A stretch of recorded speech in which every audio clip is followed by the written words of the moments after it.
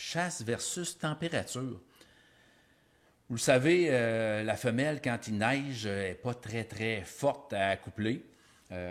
Sauf que c'est la chasse. Ça est arrivé, là, peut-être 6-7 ans, ici au Québec, là, comme le premier matin de chasse, il avait neigé durant la nuit. Je me souviens, j'avais chassé dans la neige.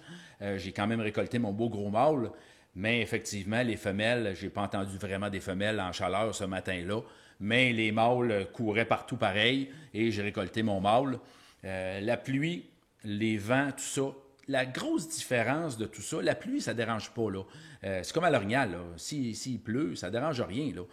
La femelle orignale, en plus, si elle tombe en chaleur, elle a 24 à 30 heures, elle tombe en chaleur. Elle ne contrôle pas sa période d'ovulation. Là. Fait qu'elle tombe en chaleur là, puis si advenant qu'il se met à venter, à mouiller, à tempêter, à tomber des clous, c'est là, elle. Fait qu'elle, elle pousse plus fort, puis c'est tout, puis elle colle plus fort, puis elle essaye d'avoir son mâle avec elle le plus possible. C'est pour ça que souvent, la femelle orignale, elle va préparer le terrain avant, puis elle va garder son mâle des fois plus d'une semaine avec lui, avec elle, pour que s'il arrive quelque chose durant la période d'ovulation, que son mâle ne soit pas loin. Fait qu'elle n'a rien qu'à lui dire, écoute, le grand, c'est là que ça se passe.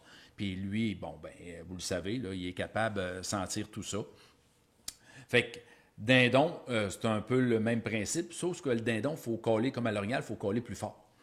Tout simplement. Puis souvent, on ne l'entendra pas arriver. Même s'il cale, on n'a pas les oreilles pour ça. Fait que ça m'est arrivé plusieurs fois de chasser le dindon quand il mouillait, quand il ventait.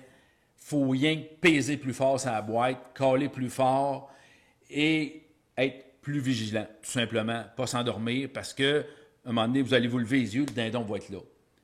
Puis souvent, on cale, puis il est à 2000 pieds, puis on y voit tirer le coup comme il faisait du gobbler, puis on ne l'entend pas. Fait que là, il faut quand même interagir. Il faut continuer à caler, puis rentrer dans sa bulle, puis le faire venir le plus possible.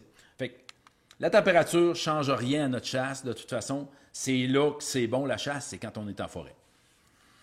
Nos hivers québécois, quel pourcentage de dindons, quel pourcentage de poids nos dindons peuvent-ils perdre durant l'hiver? 10, 20, 50, 30.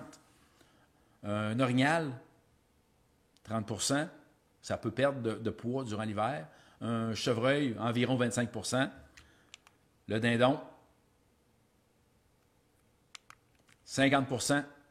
50 % de son poids. Comprenez qu'il devient hyper fragile. Et c'est pour ça que quand j'allais beaucoup aux États, avant que la chasse, il commençait à avoir de l'intégration de dindons ici au Québec, avec les chasses expérimentales les premières années.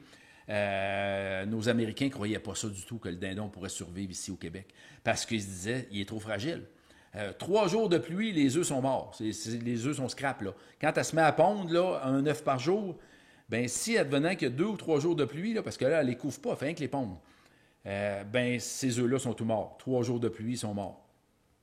Donc, eux autres, avec le climat qu'on a au Québec, la neige, le froid, les hivers qui sont tough. Depuis 2 hivers, on est chanceux, mais les hivers très difficiles, c'est pas rare d'arriver avec des taux de mortalité de 80 %. Là, depuis 2 ans, on est chanceux, mais là, 3 ans ou 4 ans, là, il y a eu plus que 50 % de mortalité. Là. On le vivait partout. On voyait 50-60 dindons l'automne, puis rendu au printemps, il en restait 4-5. Ça va arriver encore, inquiétez-vous pas. C'est pour ça que ceux qui disent qu'il y a une surpopulation de dindons au Québec puis sont en train de tout détruire, c'est des gens qui n'ont jamais sorti du Québec. Là. Peu importe, biologiste ou journaliste ou peu importe la personne qui dit ça, c'est qu'il n'a jamais sorti du Québec. On va rien ici à côté. C'est pas loin, l'État de New York, c'est à côté. Là. Juste au bord de Huntingdon. Là. On va là, puis des soirs, là, c'est pas bien compliqué, là, des 400-500 dindons, là, dans 10-15 champs différents. C'est pas rare, là. Il y en a partout. C'est incroyable. Ça, c'est du dindon, là. Ça, c'est vraiment du dindon. C'est bizarre, les fermiers, on n'entend pas les fermiers chialer, on n'entend pas les journalistes chialer, on n'entend pas le ministère chialer. Tout est conforme, tout est parfait. Mais ici, au Québec, on a un peu de misère avec ça, je vais vous l'avouer. Mais un hiver qui étoffe un peu, que le printemps est tardif, paf, c'est pas long que ça va monter à 80% de mortalité. Vous allez voir, votre cheptel de dindon va passer de 200 à très peu dans l'année qui suit. Fait que, on n'aura jamais beaucoup de dindons au Québec. On vous le dit tout de suite, là, ça va être tout le temps correct, mais on n'aura jamais beaucoup.